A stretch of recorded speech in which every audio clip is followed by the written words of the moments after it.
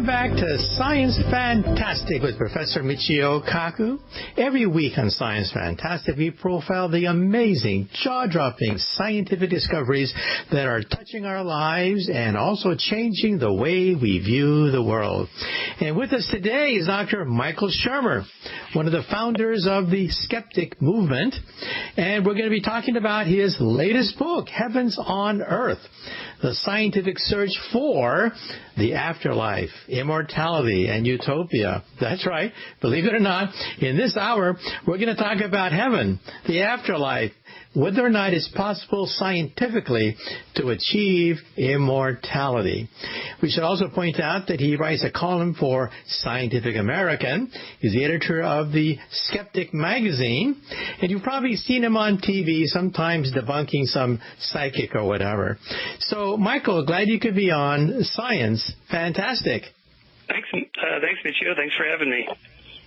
Okay, well, every day when you open the news, there's some story going on about paranormal behavior, psychic phenomenon, and your book cuts to the chase and goes right to the whole question of immortality and the afterlife. So first of all, let me ask you some questions about some of the things in the news. First of all, Bigfoot. There was a study done analyzing the footprint of Bigfoot to analyze the DNA to see whether or not we could trace Homo sapien-like DNA to these footprints. But it came out negative. What are your thoughts? Yeah, they always do. Well, actually, usually they come out to be like large bears or wolves or coyotes, something that could have been seen traipsing along in the dusk and shadows that vaguely looks like something in your imagination that could be a bipedal primate, but turns out to be something else. In fact, there was a study done recently on the famous German alpinist Reinhold Messner, who he summited Everest without oxygen more than anybody else. Anyway, during his many trips there, he undertook a investigation of Yeti, which was the Himalayan version of Bigfoot. And his Sherpas told him, Yeti's real. Yeah, we'll show you Yeti. We've seen him. And he's like, really? Oh my God! So they went out on a hike one day, and they said, there he is, and they're pointing to a big bear. He's like, oh, that's Yeti. Okay. And it turns out that that's what it is. Usually bears or wolves or something like that. The footprints get large because once it steps into the snow and then the snow melts around in that pattern of the footprint, it enlarges and increases in size. And so again, in your imagination, it looks like a human footprint, but it isn't. So really, like in biology, to name a new species, you have to have a type specimen, a so-called holotype, and then biologists will believe if you return from an expedition and you go, here it is, I found the body, or I have a live specimen. You can all see it, photograph it, dissect it, whatever, put it in the zoo. But in the case of Bigfoot, we don't have that, and every biologist would change their mind instantly if a Bigfoot hunter returned with an actual specimen of Bigfoot, dead or alive.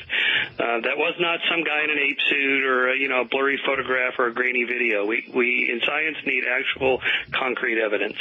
Okay, and I guess the same thing goes for the Loch Ness Monster, right? People say that there has to be at least a breeding population of maybe 50 or so of these Loch Ness Monsters, and we see no evidence. But what are your thoughts? That's right. Bigfoot, Loch Ness, all these cannot be just isolated individuals living for centuries. They'd have to be a breeding population, which usually requires a couple hundred individuals. So given that number, you would eventually find a roadkill or one that died in the side of a hiking trail or a fire break road or something like that, and yet still nothing. And in this age, with cell phone cameras, everybody has a camera, a high-definition camera, and video in their pocket, and still nothing. And in fact, the number of sightings has actually gone down as the number of cell phones goes up. So that's a bad sign for them, along with ufologists, that, again, the more sightings you have, it seems like the more evidence you have, but in fact, with everybody having their own camera in their pockets, the number of sightings of UFOs has actually gone down from its pinnacle decades ago.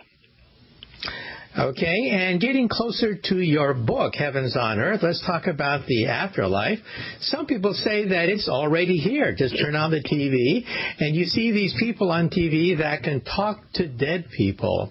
And it's quite convincing. People from the audience come up, strangers from the audience, and then the psychic knows things about the deceased that no one else knew, and begins to say things like, well, the person forgives you from the afterlife. So how do you do that? How do you talk to dead people? Well, first of all, anybody can talk to dead people. It's getting the dead to talk back that's the hard part. And the way it works, such that it looks like the dead are talking back, is the so-called psychics are doing a technique called cold reading, where you're literally reading somebody cold as you've never met them. Then there's also warm reading techniques, where you're using lines and words and phrases that work for most people. And so, for example, most people who have lost somebody close to them that they loved have some kind of keepsakes from the deceased person. Photographs, pieces of jewelry. Like men, for example, turns out typically keep their father's or grandfather's watch. I discovered this back in the 90s when I sat all day watching a psychic named James Van Prague do readings, including on me. He didn't know who I was. This is for a History Channel show. History's Mysteries, I think it was called. Unsolved Mysteries, it was called. And he kept, with every guy, he kept bringing up a watch. He'd say, your father's here, or a grandfather, and he's telling me something about a watch. And it suddenly dawned on me, because my father died when I was in my early 30s, and I kept his watch. I don't know why. It just seemed like a cool thing to have, a connection to my father. And I realized, this is what all guys do. They all keep their dad's watch. And with the women, it was always a piece of jewelry or, particularly photographs. And so those are techniques that all psychics know that if you bring them up, chances are pretty good you're going to get a hit, that people will feel like there's some kind of connection there. And then you just rattle through a bunch of comments, and especially lots of questions. Like, he's telling me something about a white car. What does that mean? A red dress. What does that mean? There's something coming through here. You tell me how this connects to you. And the person getting the reading, then they're the ones doing the reading. The pressure is on them to find some link to the word the psychic just said. And inevitably they can, if you look far enough. So it feels like the dead are meeting right there in a hotel suite, or a television studio or something, which is bizarre in and of itself. But to the person who doesn't know, who's never been to these readings, who doesn't know the techniques, it seems like it's nearly miraculous. And of course, our propensity to get into the deeper psychology of it is to want to believe there's another life after death. And part of the problem is that we can't conceive of life, ending, because we only have the experience of being alive. And you can't experience death by definition. To experience anything, you have to be alive. You have to be conscious, sentient, aware. And so if you're not, you're experiencing nothing. So when I say, can you picture yourself dead, and maybe you, Michio, picture yourself at your funeral, and there's lots of people there, and hopefully they're mourning, and you're in your casket or something. Well, you wouldn't see any of that. You wouldn't experience anything because you're gone. And so this sets up something of a paradox that we know people die because it happens all the time around us, and yet we can't imagine ourselves dying. So it creates this sense that, well, somehow or other it must go on, if not physically, then in some kind of spiritual or soul sense. And usually at the end of the reading on television, everyone breaks down and cries because the psychic says, your deceased forgives you. And I thought to myself, well, that's interesting. I mean, you can always say that the deceased forgives you, and you can end the show on some high note.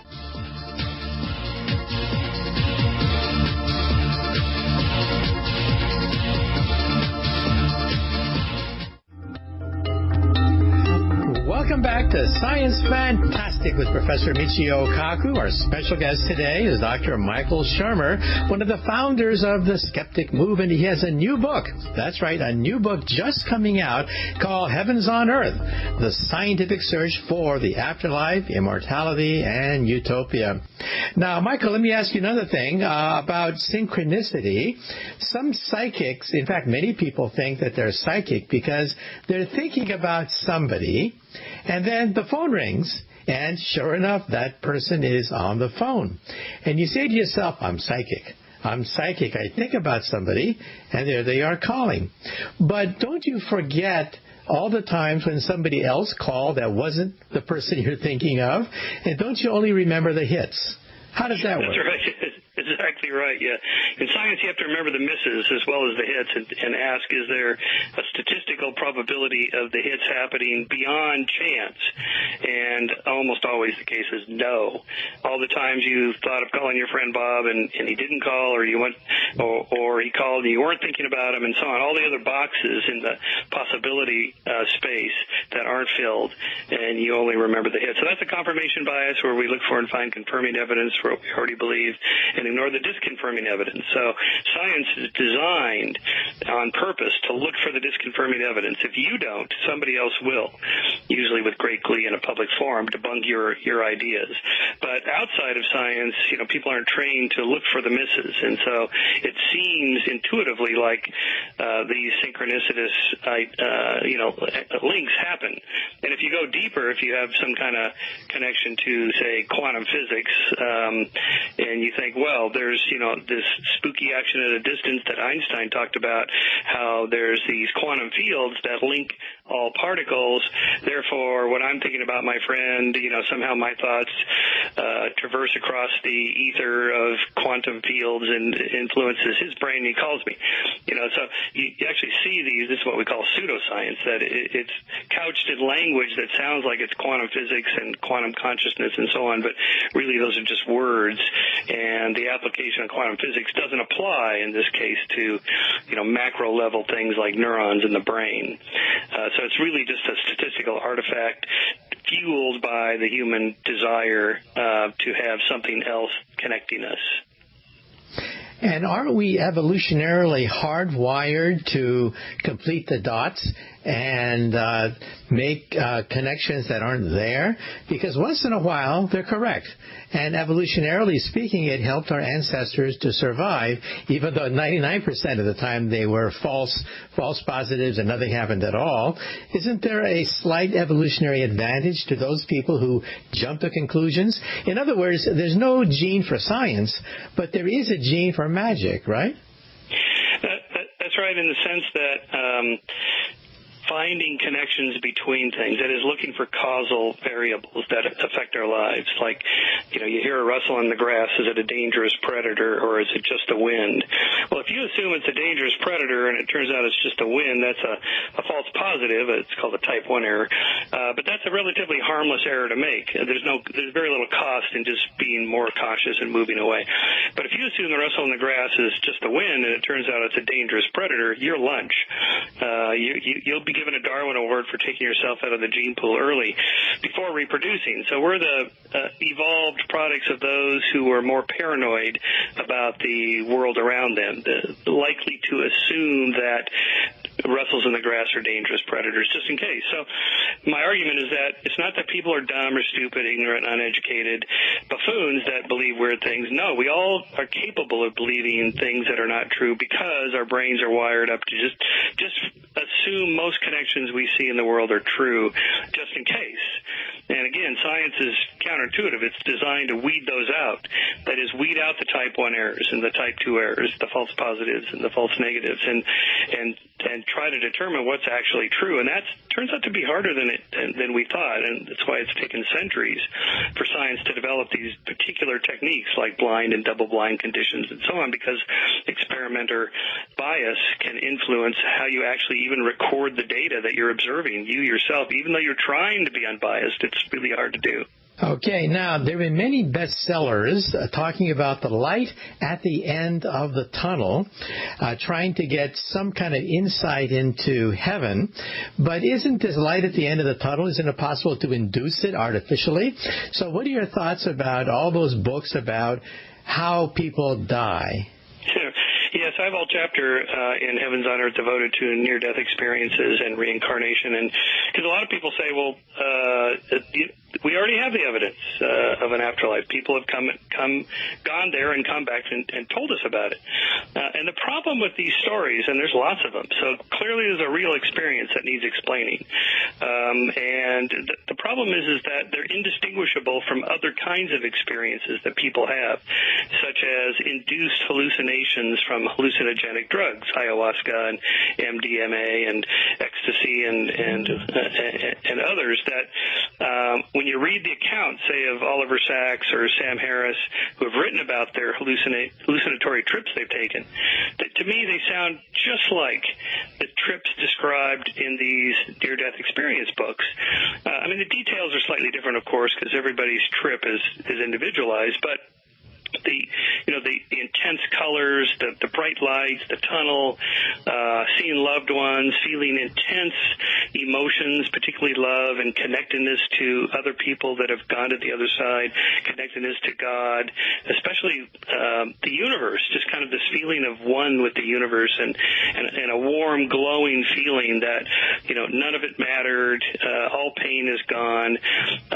These are the kinds of experiences that change people's lives, but the problem from a scientist's perspective is, how do you know this is you actually went to heaven when all these other people that didn't go to heaven, they just dropped acid?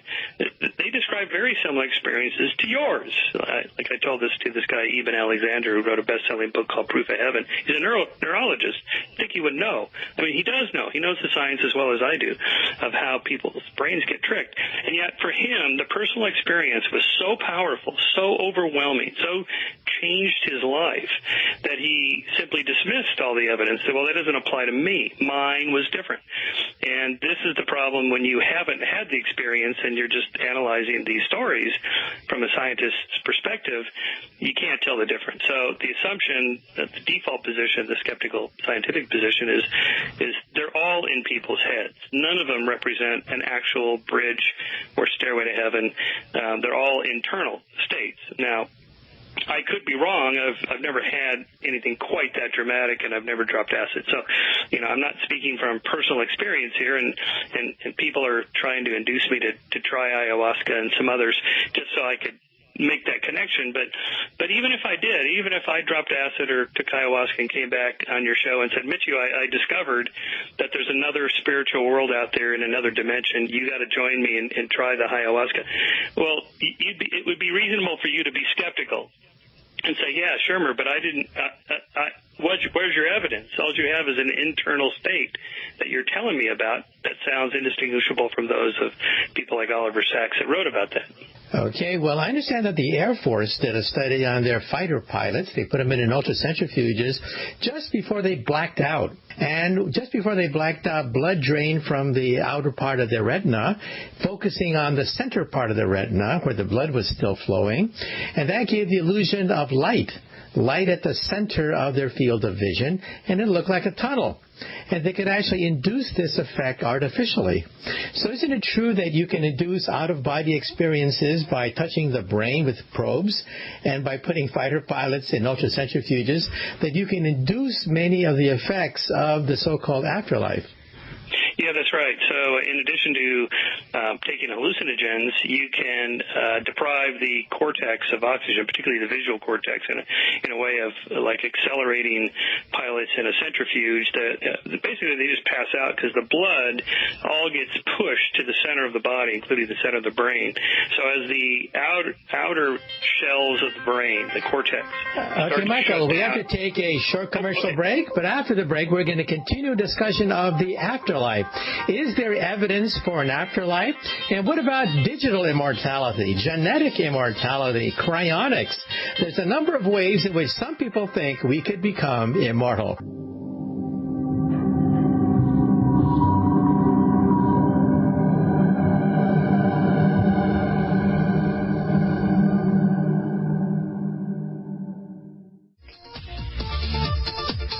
Welcome back to Science Fantastic with Professor Michio Kaku. Our special guest today is Michael Shermer.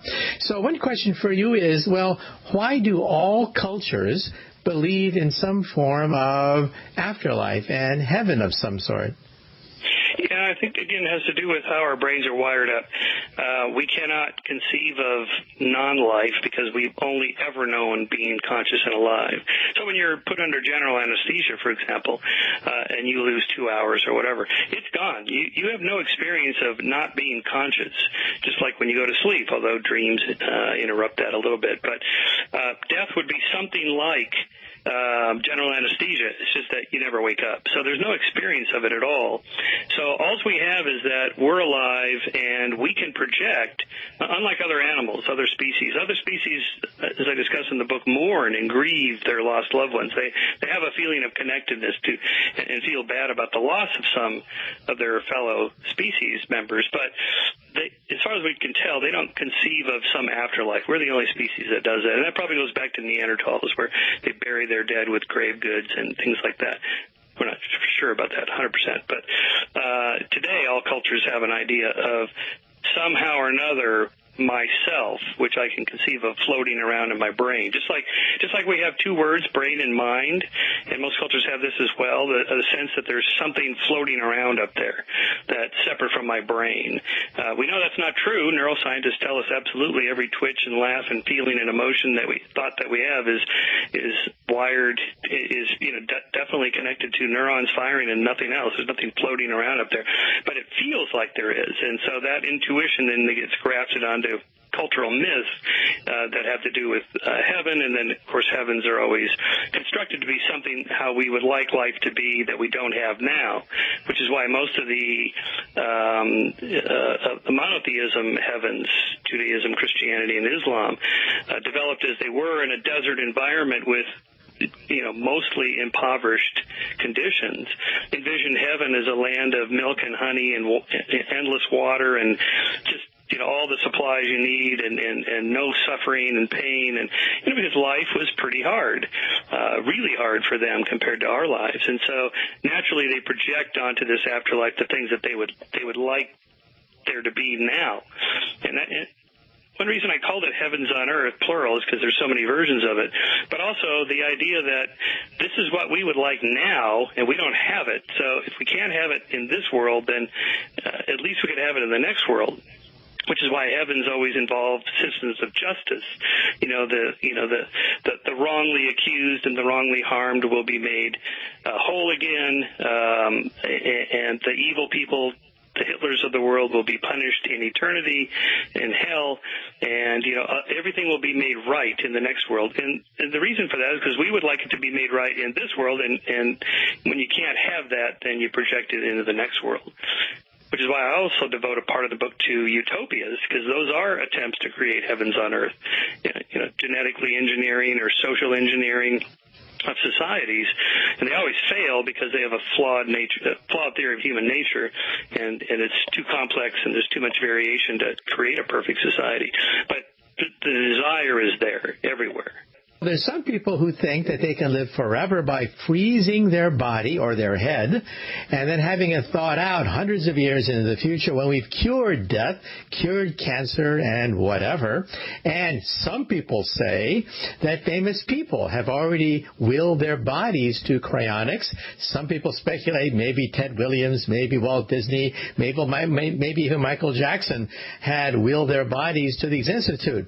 Is this all a fake? Or what are your thoughts? Well, not a fake in the sense that people have done. There's 209 people or something have been frozen to date.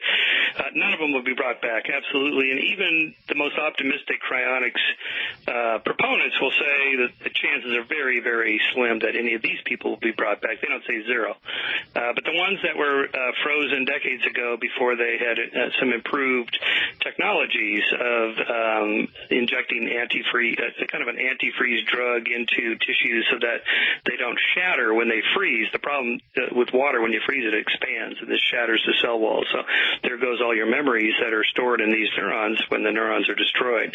So the new techniques with cryonics is to first inject the body and brain with this antifreeze stuff. The problem is that, and they use like sperm and eggs and embryos that are frozen. Yes, that those can be frozen and brought back to life, but there's a huge difference between the microscopic world of eggs and sperm and embryos and the macro world of a brain. It's a huge organ, and getting the antifreeze in there to store, preserve the neurons where your memories are stored is very difficult. At the moment, it's impossible.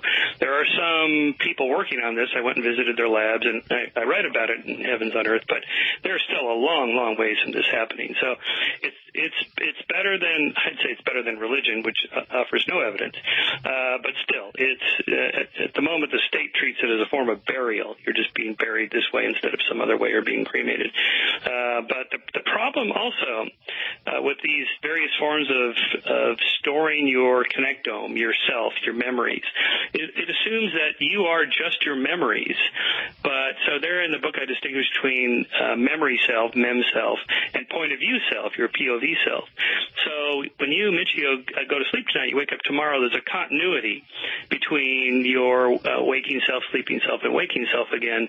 And if you go under general anesthesia and you're brought back, you may be groggy for a little bit, but your self comes back. You're looking through your eyes. That's your point of view. If you're chronically frozen and awoken, say, 1,000 years from now, or if we copy your connectome and all your memories and put them in a computer, it's not at all clear that you'll wake up in the computer, or that you'll wake up 1,000 years from now, looking out through your eyes. And so that is a problem that hasn't been solved yet, because no one's been brought back yet. So we may be, this gets down to the philosophical question of who are you, the nature of identity. Is it just your memories? The problem with that is that if we copied all your memories right now, let's say some fancy fMRI machine, and we put you, Michio, in the machine and copied all your memories and then put them in a computer while you're still standing there awake, well, when we turn on the computer, you don't suddenly go transfer into the computer. You're still standing there in your body, and it's just a copy of you sitting there in the computer going, here I am, and you're standing there going, no, here I am. I'm the real Michio Kaku. That's just a copy. So even if we copied all your memories, it's just a copy, like a twin. It's not you. No twin looks at its twin and goes, well, there I go. And so I think all of these attempts are deeply flawed philosophically as well as technologically. And again, they appeal because it's kind of sci-fi, and we'd all like to live forever, or at least much longer. But the only thing we know of is just to keep going and stay healthy for as long as you can, because this is all we have as far as we know. Let me ask you about genetic immortality. In the laboratory, we can take a wild animal and double their lifespan. In fact, we can increase their lifespan by 30% simply by feeding them 30% less calories. And we're identifying the genes that seem to control aging by looking at the genes of old people, looking at the genes of young people, and seeing where aging is concentrated, like, for example, in a car. Where does aging take place in a car? Well, the engine, of course. Well, the engine of a cell is the mitochondria, and bingo, that's where most aging takes place. So what are your thoughts about genetic immortality, which we don't have yet? We're far from it, but hey, maybe one day we could have it. What are your thoughts? Yeah. Well, in a way, we do have genetic immortality in the sense that your own offspring continue and carry half your genes with you into the future, which is evolutionary immortality. In that sense, the species, the Homo sapiens, is an immortal species. And we could go extinct, but as you are writing about in your next book, if we become a multi-planetary species, the chances of us going extinct are very, very slim, because you'd have to have extinction events all at the same time and all these different planets. So it's possible that humans moving out into space is our best chance for that form of genetic immortality. Although I think there'd be speciation events, and we would once again become a multiple species, hominid species, just like it was, say, 100,000 years ago when there were half a dozen different bipedal primates roaming around the world. I think it'll return to that. But that's not what people want, of course, as Woody Allen famously said, I don't want to live on through my offspring or work. I want to live on in my apartment. Well, you can't. At the moment, we can, the genetic experiments as well as the low-calorie diets, they definitely work on animals, particularly small animals. But low-calorie diets with primates, for example, has not stood up to replicating studies. The genetics of it, it hasn't worked with humans. Our upper ceiling is about 120 years, and no one has gotten past, say, 125. And the idea that we're living twice as long as we used to is a bit of a red herring. What we're talking about there are public health measures that have allowed more and more people to move up toward the upper ceiling of that 120 years into 70s, 80s, 90s, and so on, more centenarians than there's ever been. But no one's making it past the upper ceiling. And the only hope with genetics would be to somehow reprogram the telomeres at the end of the cell, at the end of chromosomes that enable cells to divide indefinitely. Part of the problem is that cells that divide indefinitely are called cancer cells, and those will kill you for other reasons. So that research, the idea that you could reprogram the telomeres, is a long ways from happening. And so the idea that it's going to happen in our lifetime is a chimera. It's not going to happen. It's a dream. So again, eat, drink, and be merry, Michio. This is it, really. Seriously, we have to treat each other with respect and work on making our world a better place now here, because the idea of placing too much emphasis on these future phantasms is just too unrealistic. Now, there's already a Silicon Valley company offering to take all the information known about you, your videos, your credit card transactions, and, create a facsimile of you. And this is a form of digital immortality. And that's today. You can imagine what's going to happen decades in the future when we know everything about you, all your videotapes, all your Instagrams, everything. And the computer begins to construct a library. I wouldn't mind going to the library and talking to Albert Einstein, having a nice conversation with Winston Churchill or great figures from the past, and maybe you will be immortalized this way and talk to your great-great-great-great-great-great-grandkids because you've been immortalized as well. Some people think this is inevitable because so much information is available about us today.